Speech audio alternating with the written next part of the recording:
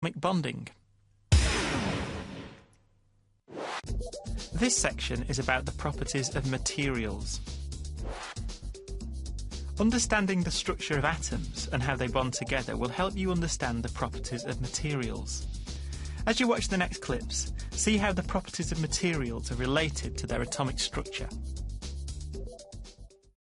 Well, this gold leaf here might look pretty thin. You can almost see through it, but it's actually 250 atoms thick. We need to look a little closer. Magnified by an electron microscope, these are individual atoms of gold. To help understand these images, scientists use models to represent the relationships between the atoms, the actual structure of the material. But the properties. What's the battery connected to the light bulb? Like to close the circuit of this gold bar. If it all conducts electricity, then the bulb should light up. Yeah. By being able to look at gold at an atomic level, we can see that it should be a very good conductor of electricity. Moving around between all atoms are electrons, and there are very many of these freely roaming from atom to atom. When you apply a voltage from a battery, this random movement becomes a general drift, and that's an electrical current. This is the surface of diamond. Magnified 100 million times, we can see the individual carbon atoms that make up its very structure. Again, looking at a model of these atoms can help us to understand something of the properties of this material. With diamond, we see that the electrons are tightly bound between the atoms.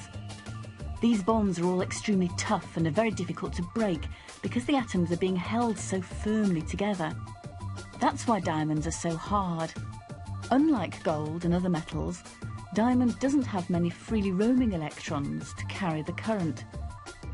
So it doesn't allow electricity to flow. It's called an insulator. Here, the same carbon atoms are now arranged in layers. Not all the bonds between the atoms are strong. Those between the layers are in fact very weak, so some of the electrons are freely moving around. This almost looks like a different material. It is. This is graphite.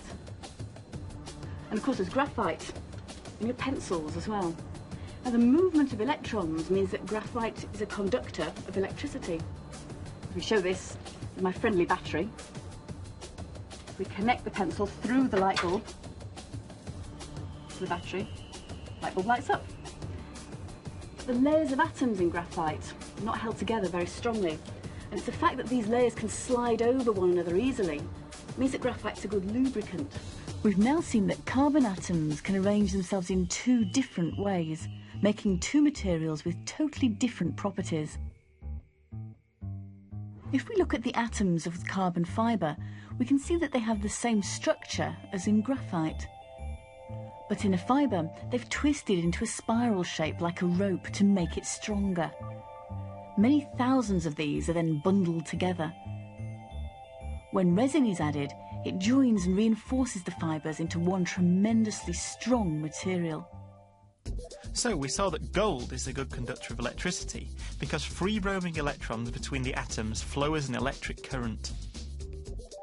Gold is also flexible, ductile and malleable because the layered structure allows its atoms to slide over each other.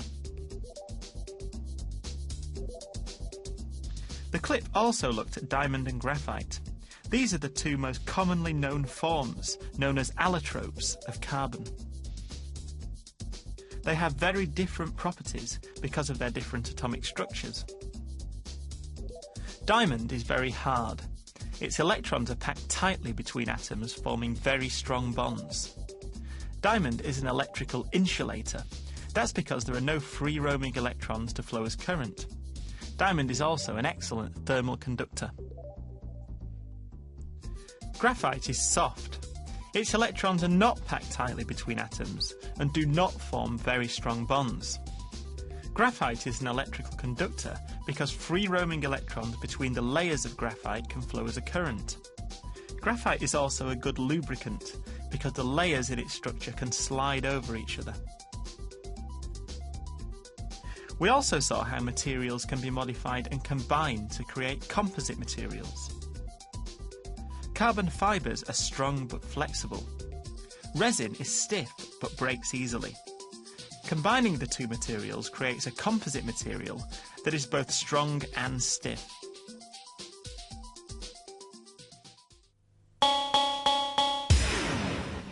That's the end of the whole section on classifying materials.